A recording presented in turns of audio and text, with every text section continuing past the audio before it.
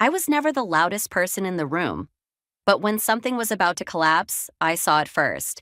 My name is Rachel Miller. I had spent 7 years in that company reading every sentence of every contract they sent out, making sure one missing word wouldn't turn into $1 million mistake. That wasn't just my job, it was what I did best. 3 times I stopped the company from getting sued over things no one else even noticed. A date left vague, a responsibility not clearly named, a promise made with no limits. I fixed those. Quietly. No spotlight.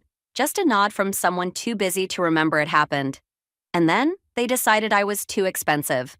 It came in as a message from HR. A quick one. No meeting, no warning.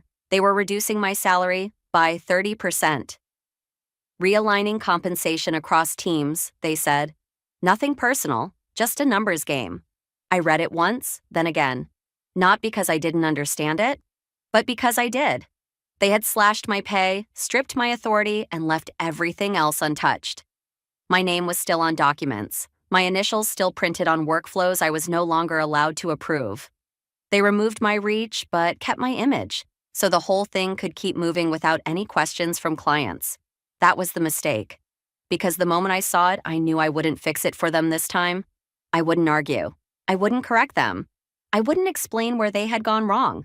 I would obey. From that day forward, I did exactly what they paid me for. Not less, but not more.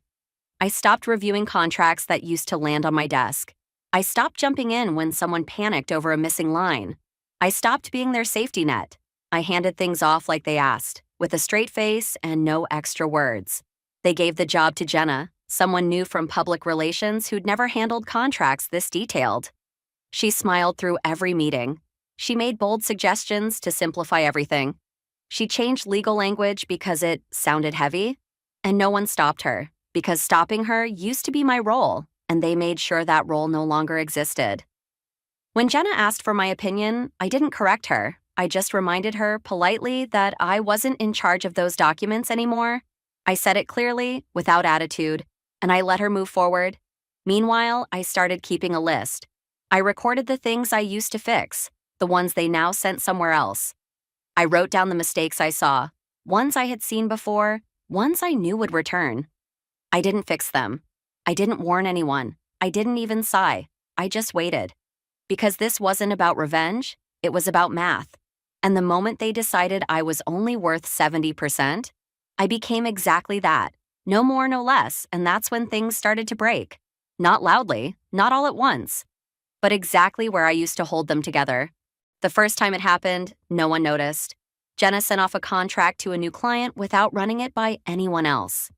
It wasn't a mistake to her, it was streamlining. The draft looked polished, the signature page was neat. But what she didn't see, what no one even thought to check, was what she had left out. She had removed the part that protected us if the project missed its delivery date. It was just one paragraph, buried near the end, but it had saved us twice in the last 2 years. That clause existed because a client once changed timelines at the last second and blamed us for everything. I wrote the new version myself after that. And for 2 years, it had quietly done its job. Now it was gone.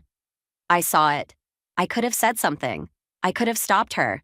But that clause was no longer my responsibility, just like my full salary was no longer their responsibility. They made that choice, so I made mine. I let her send it. I let her smile.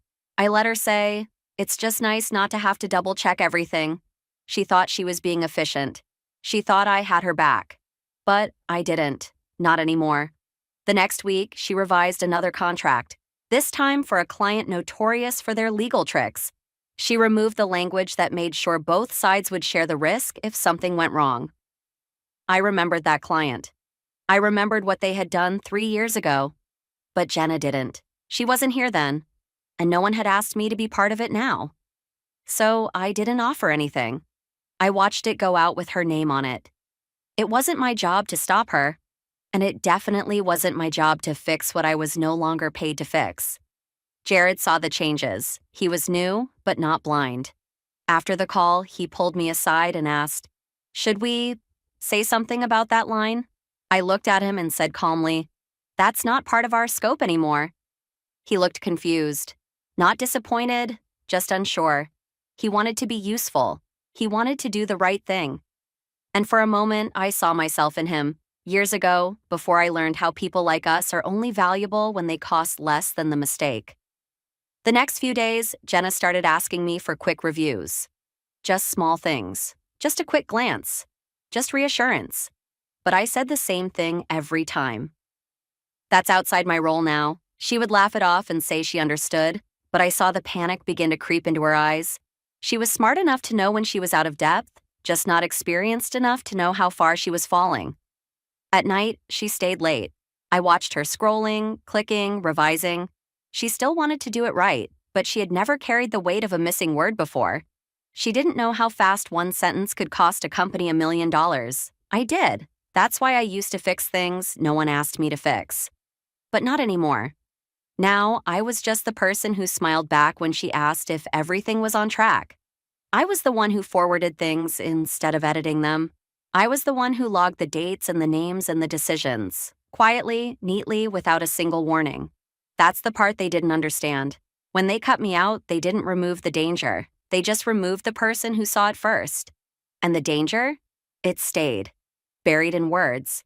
Sitting in inboxes. Waiting for the moment someone finally read it too late. I didn't hide it. I didn't fix it.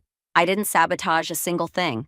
I just stepped back and let them write their own mistake, line by line, signature by signature. The third time, it wasn't just a mistake. It was a sentence. One line buried near the end of a contract for Tech, one of our biggest clients. I remembered that name. I remembered their style, polite in meetings, ruthless in writing. The kind of client that always smiled while they circled your weakest points. I had handled their terms before, carefully, with every word weighed twice. Now that account belonged to Jenna. She said she wanted to simplify the language, make it less legal, more human. So she removed the line that had taken me 2 weeks to get them to accept 3 years ago. It was the sentence that protected us from being blamed if their internal teams missed deadlines. I knew why that line existed. She didn't. And no one told her, except Jared. He tried. He came to my desk and said, "She cut the part about shared timelines. Should we loop someone in?" I looked up and asked, "Did she ask us to check it?" He paused. "No." "Then no," I said. "We don't get involved unless asked." He hesitated.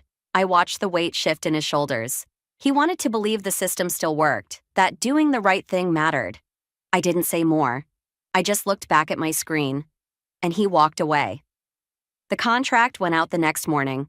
3 days later, Tech replied. Not with a signature, but with questions. They wanted to understand why we had changed the protection clause.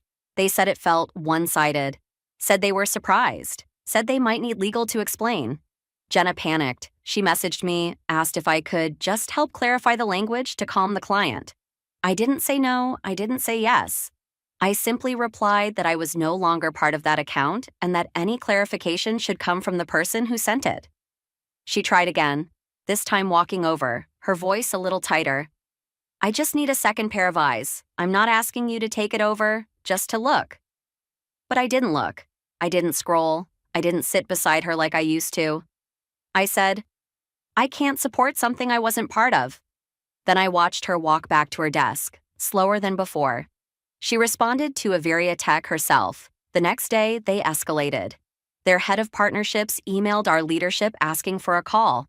Not with sales, not with Jenna, with the legal team. They said they needed to hear from whoever had handled the original terms, me. Jenna came to me again, eyes wide. "They want to talk to you," just for context. I told her, "I wasn't consulted. I wasn't involved. I can't represent something I didn't touch." That's when the first real crack appeared. She froze, said nothing, then nodded, stiffly, and walked away again. But I knew she would try to fix it alone, and I knew exactly how it would go. The call was tense. I wasn't on it, but I watched the meeting room from my desk. 15 minutes in, someone from leadership walked out, rubbing his forehead. 20 minutes later, Jenna followed, pale, quiet, head down. The next day, she didn't come in. And that morning, I started receiving questions. Not from Jenna, from others. People I hadn't heard from in months. They wanted to know what had gone wrong, why the client was unhappy, whether I could help smooth things out. I gave the same answer to all of them. I didn't work on that deal. I wasn't asked to review it. I did exactly what I was assigned. Each word was true. Each sentence calm. No anger, no blame, no explanation they could twist against me. I didn't let them fall. I just stepped out of the way and watched what happened when the safety net didn't catch them. They didn't say it, but I could tell. They were hoping I'd step in, that I'd fix it like I used to. Quietly, make the mess go away. Let them keep the credit and blame me only if it failed. But this time, there was no rescue. The day after Avery attack escalated, Malik showed up at my desk. He was part of the internal audit team, someone who rarely talked unless it was serious. He didn't sit down, just asked, "You didn't review that contract, right?" I answered without pause, "No." "You're listed on the approval history." "I know, they never updated that." He nodded. "So, you didn't sign off?" "Number I wasn't invited to. I wasn't allowed to. I haven't touched anything from that client in months." He didn't look surprised. He just wrote something in his notebook and said, "If anyone asks, tell them that exactly." And then he walked away. That moment felt small, but it wasn't, because Malik wasn't asking for gossip. He was checking the ground before someone stepped through it. And what he saw was exactly what I had left behind, a trail of absence. Not mistakes, just empty spaces where I used to be. Later that week, our legal team sent out a request to gather details about the Averia Tech draft. They said it was for clarity, but I knew better. It meant someone was worried. Contracts don't get reviewed after they're signed, unless something's wrong. Jenna didn't come to me again. She stopped making eye contact. Jared kept his head down. He had started copying my habits. Forwarding, not editing, logging, not advising. I didn't ask him to. He just saw what I did and followed. Leadership pulled Jenna into a closed-door meeting on Friday. She was gone for 2 hours. When she came out, her face was tight, like she was trying to hold her breath through the rest of the day. She left early and didn't show up on Monday. That same day, I received a message from someone in HR, a vague question about my current responsibilities. A quick check-in. I knew what it was. They were looking for a scapegoat without calling it that. So I replied, "My role was redefined in March to remove all contract-level review and authority. Since then, I've complied fully with that change." I attached nothing. No evidence, no documents. Just one line. Because I didn't need proof anymore. The silence was the proof. My absence was the record. Every email I didn't send. Every clause I didn't fix. Every meeting I didn't attend. They'd find it. Eventually. The more they dug, the more they'd see that everything was working. Until they decided I was dispensable. Until they cut my salary and erased my authority. On paper, but not in the systems they forgot to update. And now that paper trail was catching up to them. One of the senior managers stopped by my desk that afternoon, smiling too much, talking too fast. "We're all navigating some changes, but just so you know, your contributions are still really valued." I said, "Thank you, nothing more." He lingered, as if waiting for me to offer something. Maybe reassurance, maybe a plan. I didn't give him either, because I wasn't there to make them feel safe anymore. I was there to do my job, as defined. No less. But definitely no more. And that finally was starting to scare them. It was the third version they had sent. The client was getting tired. And this time, they didn't just ask for changes, they sent a letter. Averia Tech had always been polite. Even when they were about to cut you loose, they used careful words. But this letter was different. It was cold, formal, and very, very clear. They said they had found discrepancies between the contract they received and the one we had signed in the past. They called out the missing clause by name. They said the new version placed unfair and unilateral accountability on their side. They said if this wasn't corrected by the end of the week, they would consider it a breach of the relationship and pursue legal action.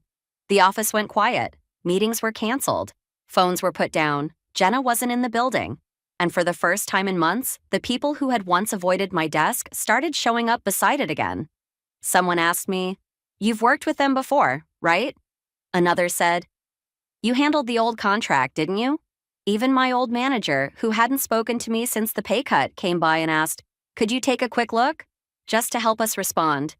But I said the same thing every time. "I didn't work on this version." I wasn't part of the drafting. I wasn't asked to review it. I didn't raise my voice. I didn't defend myself.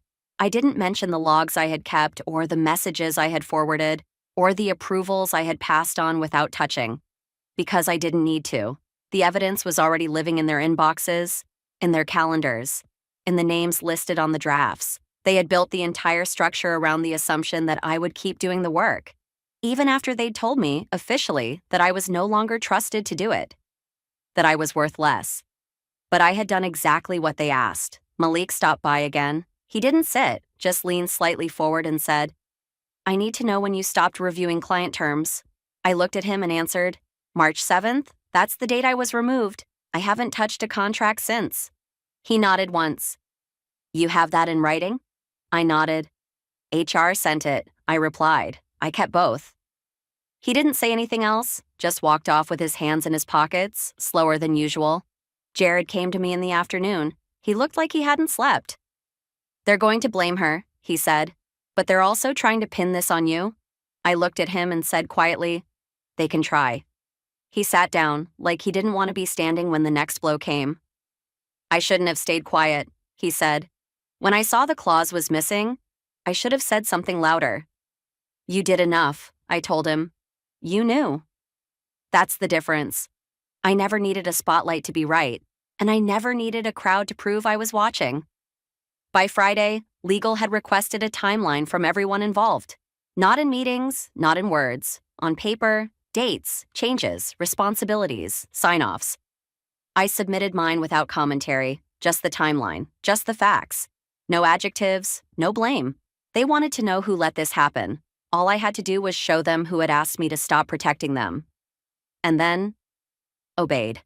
The phrase they used was a breakdown in communication. It sounded clean, neutral, like no one had done anything wrong, like the clause had simply slipped through a crack no one saw, but I saw it.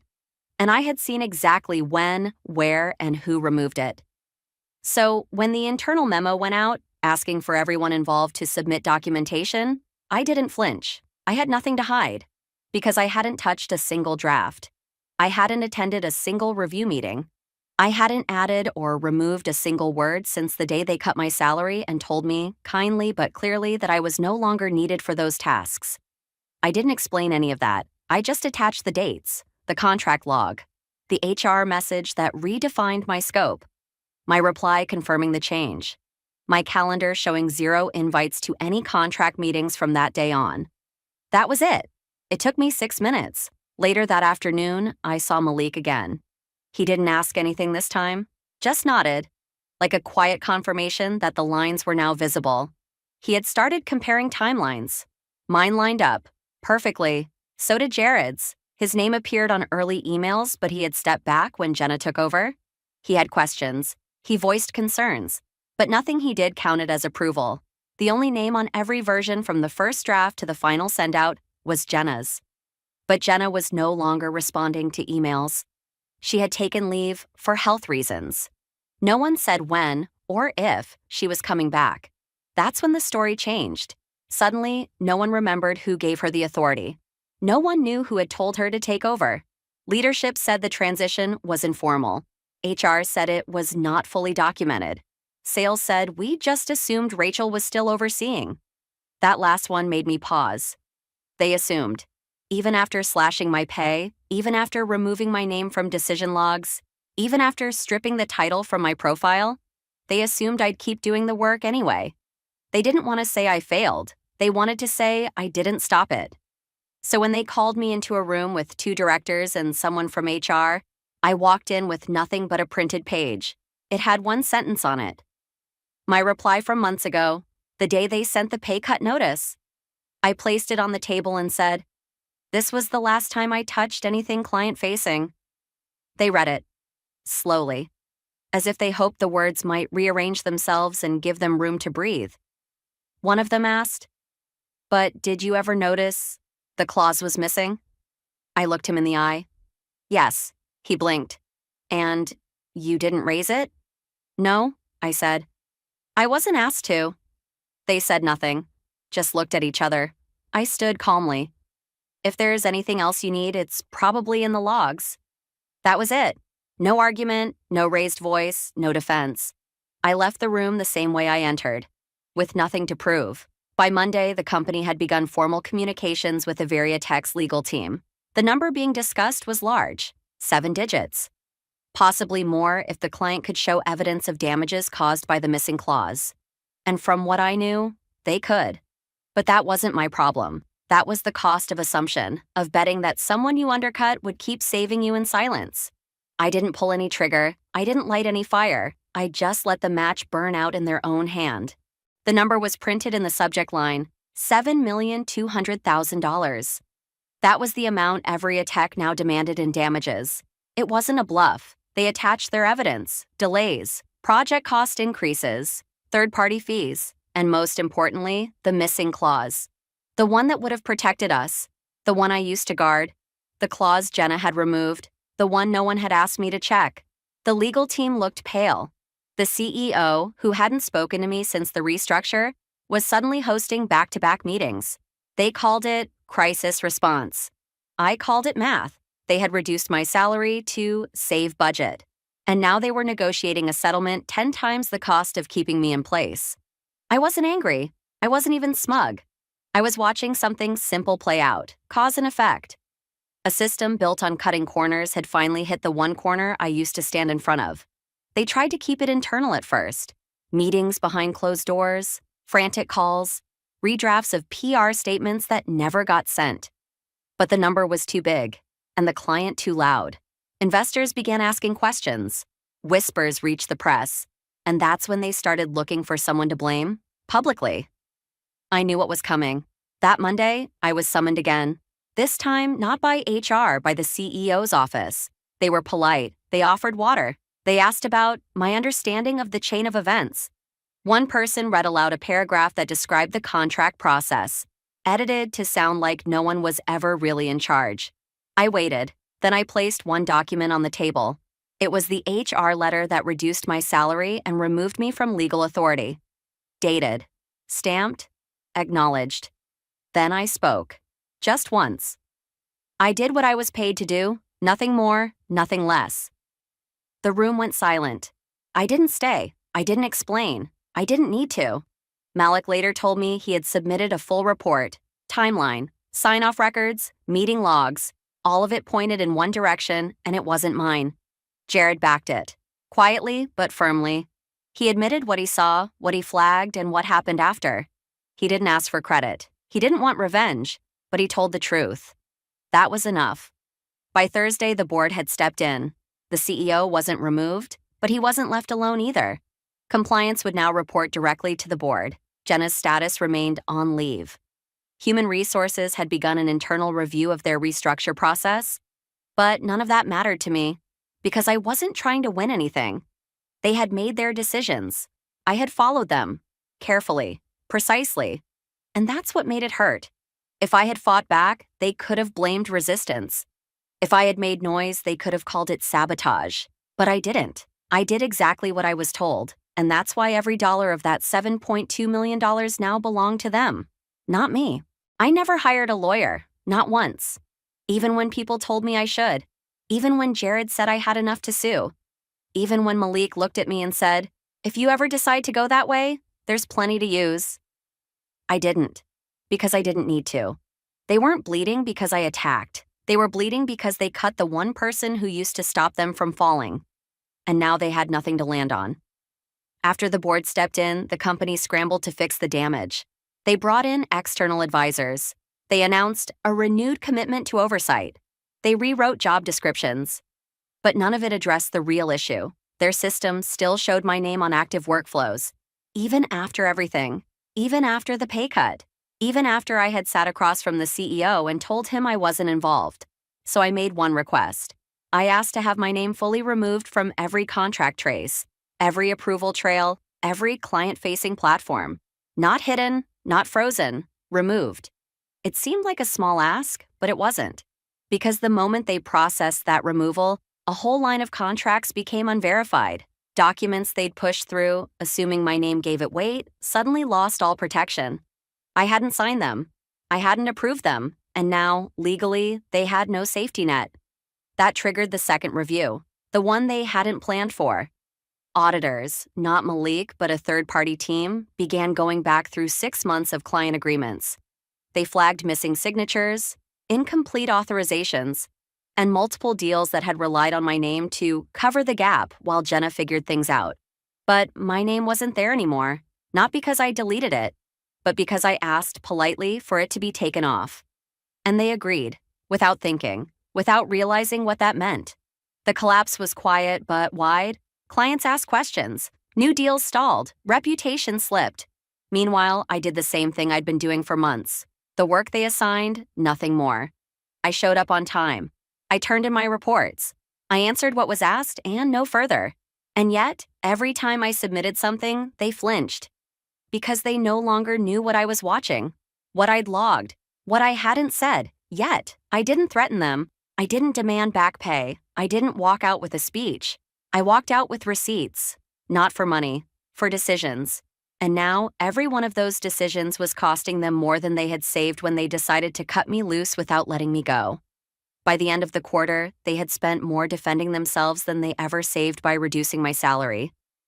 I didn't burn the bridge. I just let it rot. And when it finally gave out beneath them, I wasn't even standing on it. They assumed I would leave quietly. And for a while, I did. I said nothing. I didn't post. I didn't vent. I didn't leak anything to the press. But silence isn't invisibility, because what they forgot is that in places like this, word travels fastest through the people who actually keep things standing. 3 weeks after I removed my name from their systems, I got a message from someone I didn't expect. A partner at a firm I'd never worked for, but who'd heard my name through a mutual client. He asked if I was available for a conversation. I said yes. I didn't dress up for it. I didn't rehearse anything. I just told the truth. What happened, what I did, what I didn't do. I didn't try to impress anyone. I didn't sell myself. And still, he offered me a job. Not a lateral move, a leap, double the pay, full authority, and a role that didn't just review contracts, but rewrote how contract review would work from the inside out. I said I'd think about it. Then I walked out of my old office for the last time. No one noticed at first. No one said goodbye. No one stopped me at the elevator. But when my desk stayed empty the next morning, someone asked. And when they didn't get an answer, they looked deeper. Jared was the one who sent me a message. It was short. You leaving made more noise than any email you could have written. He told me later that after I left, clients began requesting someone with the same diligence as Rachel Miller. But there was no one like that left, because I hadn't been replaced. I'd been absorbed, erased in title, but left behind in structure. And now that structure was full of holes. Malik, too, sent me something. Not official, not even typed. Just a line scribbled in pen on a card. You didn't destroy anything. They did. You just let them show it. I kept that card, not as proof, not as revenge, but because it reminded me that even when I said nothing, I was being heard. That's the legacy I didn't plan, but left behind anyway. Not in speeches, not in titles, but in the way people started asking the right questions after I stopped answering them. I never told them I was gone. There was no goodbye message, no farewell cake, no email thanking people I didn't trust. I didn't need to exit loudly, because the silence I left behind did all the talking. In the new firm, I didn't just take a new desk. I took everything I'd learned, the good, the brutal, the things people whispered but never wrote down, and built something different. Not better, just honest. We didn't call people resources. We didn't strip titles, then keep their names in the fine print. We didn't tell someone they mattered less and still expect them to clean up our mess. And when I wrote the new framework for contract review, I added one clause first. It wasn't legal jargon. It wasn't dramatic. It was just clear. No one is held accountable for responsibilities they are no longer paid to perform. Simple. Director. The kind of sentence that, if it had existed where I used to work, would have saved them $7 million. But they never asked for it, so I never gave it to them. Now, I write things people actually read. I train teams that understand what their names mean when they appear on a page. And when a client tries to move too fast, I slow them down. I don't chase speed anymore. I chase precision. Jared joined us 6 months later. He didn't ask for a title, just a chance. And when he stepped into the room on his first day, he didn't say, I'm glad to be here, he said. I remember what it looked like when no one listened. I want to do better than that. So we did. Malik came on later, as a consultant, not an employee. He said he'd had enough of working where the truth had to pass through a dozen filters before it was allowed in the room. We kept it simple. No promises we couldn't prove. No processes built on guessing someone would save us at the last minute. Sometimes people ask me what happened, not the details. They've heard those. What they really mean is, how did you not lose your mind when they treated you like that? And I tell them, I didn't fight back because I wanted to win. I just stopped doing work they said they didn't value. And it turned out that work was holding everything up. I didn't get revenge, I got clarity, I got peace, and most of all, I got out.